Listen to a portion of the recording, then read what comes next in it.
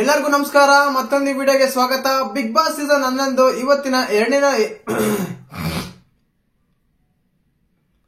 ಎಲ್ಲರಿಗೂ ನಮಸ್ಕಾರ. ಮತ್ತೊಂದು ವಿಡಿಯೋಗೆ ಸ್ವಾಗತ. ಬಿಗ್ ಬಾಸ್ ಸೀಸನ್ 11 ಇವತ್ತಿನ ಎರಡನೇ ಪ್ರೊಮೋ ರಿಲೀಸ್ ಆಗಿದೆ. ಈ ಪ್ರೊಮೋದಲ್ಲಿ ದಕ್ಷಿಣ ಕನ್ನಡ ಮತ್ತು ಉತ್ತರ ಕನ್ನಡ ಎರಡನ್ನು ಕವರ್ ಮಾಡಿದ್ದಾರೆ. ಅಂದ್ರೆ ಆಲ್ಮೋಸ್ಟ್ ಆಲ್ ಚೈತ್ರಕ್ ಅವರ ಫ್ಯಾಮಿಲಿ, ಅದಾದ್ಮೇಲೆ ನಮ್ಮ ಹನುಮಂತ್ ಅವರ ಫ್ಯಾಮಿಲಿ ಬಂದಿದೆ. ಇದ್ರಲ್ಲಿ ಕ್ಲಿಯರ್ ಕಟ್ ಆಗಿ ಗೊತ್ತಾಗುತ್ತೆ ಯಾರಿಗೆ ಯಾವ ವರ್ಕೌಟ್ ಆಯ್ತು ಅಂತ. ಮತ್ತೆ ಪ್ರೋಮೋದಲ್ಲಿ ಏನಿದೆ, ಯಾರಿಗೆ ಸಪೋರ್ಟ್ ಆಯ್ತು ಆಟಕ್ಕೆ, ಏನೆಲ್ಲ ಇಂಟ್ ಸಿಕ್ತೋ ಅವ್ರಿಗೆಲ್ಲ ಅಂತೆಲ್ಲ ಮಾತಾಡೋಣ. ದಯವಿಟ್ಟು ಚಾನಲ್ ಯಾರು ಹೊಸ ನೋಡ್ತಿದ್ರೆ ಮಿಸ್ ಮಾಡಿದ್ರೆ ಸಬ್ಸ್ಕ್ರೈಬ್ ಮಾಡಿ, ಲೈಕ್ ಮಾಡಿ, ಶೇರ್ ಮಾಡಿ.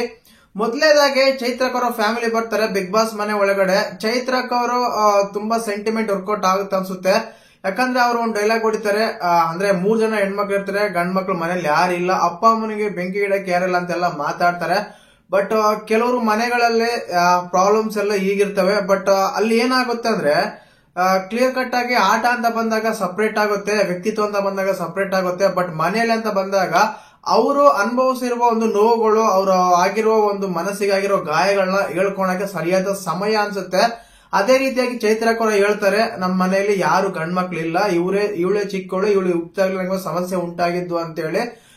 But okay, but women card ಆಗುತ್ತಾ ಅಂತ ಕೆಲವು ಕಮೆಂಟ್ಸ್ ಬರ್ತಾ ಇದೆ. ಇದ್ರ ಬಗ್ಗೆ ನಾನು ಹೇಳಕ್ ಇಷ್ಟಪಡಲ್ಲ. ಕಾರಣ ಏನಂದ್ರೆ ಯಾರ್ಯಾರ ಸಮಸ್ಯೆ, ಯಾರ್ಯಾರ ಮನೆಯಿರೋ ಸಮಸ್ಯೆ ಅವ್ರಿಗೆ ಮಾತ್ರ ಗೊತ್ತಿರುತ್ತೆ, ನೋಡೋರ್ ಕಣ್ಣಿಗೆ ಏನು ಕಾಣಲ್ಲ ಅನ್ನೋದು ನನ್ನ ಪರ್ಸ್ಪೆಕ್ಟಿವ್.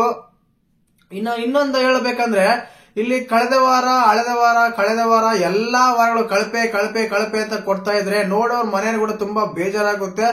ಸತ್ಯ ಕೂಡ ಹೌದು. ಯಾಕಂದ್ರೆ ಅಲ್ಲಿ ಚೈತ್ರಕ್ಕಿಂತ ಕಳಪೆ ಇರೋರು ತುಂಬಾ ಜನ ಇರ್ತಾರೆ. ಬಟ್ ಅವ್ರು ಏನ್ ಮಾಡ್ತಾರೆ ಅಂದ್ರೆ ಯಾರೋ ಒಬ್ರಿಗೆ ಕಳಪೆ ಕೊಡ್ಬೇಕಂತ ಹೇಳಿ ಆ ಕಳಪೆ ಅವ್ರಿಗೆ ಕೊಟ್ಟಾಗ ಆ ರೀತಿ ಆಗ್ಬಿಡುತ್ತೆ ಅನ್ನೋದು ನನ್ನ ಒಂದು ಆಲೋಚನೆ.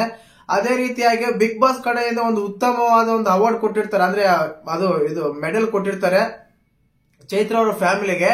ಅದನ್ನೇ ತಂದು ಆ ಟೈಮ್ ಅಲ್ಲಿ ಅವರಿಗೆ ಮೆಡಲ್ ಹಾಕ್ತಾರೆ. ನಿಮ್ಗೆಲ್ಲರೂ ಕಳಪೆ ಆಗಿರ್ಬೋದು, ನಮ್ಗೆ ಮಾತ್ರ ನನ್ನ ಮಗಳು ಉತ್ತಮ ಅಂತೆಲ್ಲ ಹೇಳ್ತಾರೆ. ಅದು ಸತ್ಯನೇ. ಏನಕ್ಕಂದ್ರೆ ಯಾರಿಗೆ ಯಾವ ಮಕ್ಕಳು ಕಳಪೆ ಅನ್ಸಲ್ಲ. ಅವ್ರ ಮಕ್ಕಳು ಅವ್ರಿಗೆ ಮುದ್ದು, ಅವ್ರ ಮಕ್ಕಳು ಅವ್ರಿಗೆ ಒಂದು ಉತ್ತಮ ಆಗಿರ್ತಾರೆ. ಎಲ್ಲರೂ ತಂದೆ ತಾಯಿಗೂ ಜೀವನದಲ್ಲಿ ಪ್ರಪಂಚದಲ್ಲಿ ಯಾರಾದ್ರೂ ನಮಗೆ ಒಳ್ಳೇದು ಬಯಸ್ತಾರೆ ಅಂದ್ರೆ ತಂದೆ ತಾಯಿ ಮಾತ್ರ ಅನ್ನೋದು ಮರಿಬೇಡ ಅನ್ಸುತ್ತೆ ಈ ಟೈಮಲ್ಲಿ ಹೇಳೋಕೆ. ಖಂಡಿತವಾಗ್ಲೂ ಚೈತ್ರಕ್ಕೆ ನೋಡಿದಾಗ ಸ್ವಲ್ಪ ಫೀಲ್ ಆಯ್ತು. ಬಟ್ ಫ್ಯಾಮಿಲಿ ಅಂತ ಬಂದಾಗ ಅದೇ ರೀತಿ ಅನ್ಸುತ್ತೆ. ಇನ್ನ ನೆಕ್ಸ್ಟ್ ಬಂದ್ಬಿಟ್ಟು ಹನುಮಂತ್ ಅವರ ಫ್ಯಾಮಿಲಿ ನೋಡೇ ಇರ್ತಾರೆ. ಹನುಮಂತ್ ಅವರ ಫ್ಯಾಮಿಲಿ ಉತ್ತರ ಕರ್ನಾಟಕದ ನೆನಪಾಗದ ರೊಟ್ಟಿ, ಖಾರದ ಪುಡಿ, ಚಟ್ನಿ ಅಂತೆಲ್ಲ ನೆನಪಾಗುತ್ತೆ. ಬಟ್ ಅದೇ ಪ್ರೋಮೋ ತೋರಿಸಿದ್ದಾರೆ ಬಿಗ್ ಬಾಸ್ ಮನೆಯಲ್ಲಿ. ನಾನಂತೂ ಇಷ್ಟು ಜನ ಫ್ಯಾಮಿಲೀಸ್ ಎಲ್ಲ ಬಂದು, ಇಷ್ಟು ಜನ ಕುಟುಂಬರೆಲ್ಲ ಬಂದ್ರು, ಒಂದ್ ಸಲನು ಅವ್ರು ತಂದಿರೋ ಊಟ ಕಂಟೆಸ್ಟೆಂಟ್ ಗಳು ಮಾಡೋದು ನೋಡಿಲ್ಲ. ಬಟ್ ಈ ಪ್ರೋಮೋದಲ್ಲಿ ಬಿಗ್ ಬಾಸ್ ಅವರು ಕರೆಕ್ಟ್ ಆಗಿ ಕಟ್ ಮಾಡಿ ಅದನ್ನೇ ತೋರಿಸ್ತಿದ್ದಾರೆ.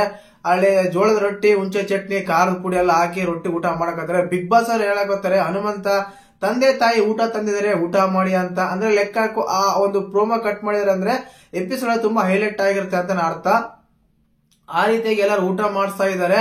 ಹನುಮಂತ್ ಅವ್ರು ಮಾತ್ರ ತುಂಬಾನೇ ಫೀಲ್ ಆಗ್ತಾ ಇದಾರೆ. ಬಟ್ ಸ್ವಲ್ಪ ಹೈಪ್ ಸಿಗುತ್ತೆ ಖಂಡಿತವಾಗ್ಲೂ. ಉತ್ತರ ಕರ್ನಾಟಕ ಅಂತ ರೈತಗಳಂತ ಒಂದ್ 2-3 ಕುರಿ ಬಂದ್ರೆ ಇನ್ನ ಚೆನ್ನಾಗಿರೋದೇನು ಅನ್ಸುತ್ತೆ. ಬಟ್ ಇಲ್ಲ ಅಂತ ಅನ್ಸುತ್ತೆ.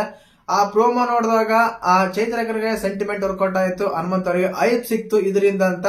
ಈಗ ಏನಿದ್ರು ಅವರ ಆಟ ಆಡೋದೇ ತುಂಬಾ ಇಂಪಾರ್ಟೆಂಟ್ ಆಗುತ್ತೆ. ಧನರಾಜ್ ಅವ್ರ ಫ್ಯಾಮಿಲಿ ಬಂದಿದೆ ಈ ಟೈಮಲ್ಲೂ. ಇವತ್ತಿನ ಫ್ಯಾಮಿಲಿ ವೀಕ್ ಇಲ್ಲಿಗೆ ಮುಗಿಯುತ್ತೆ.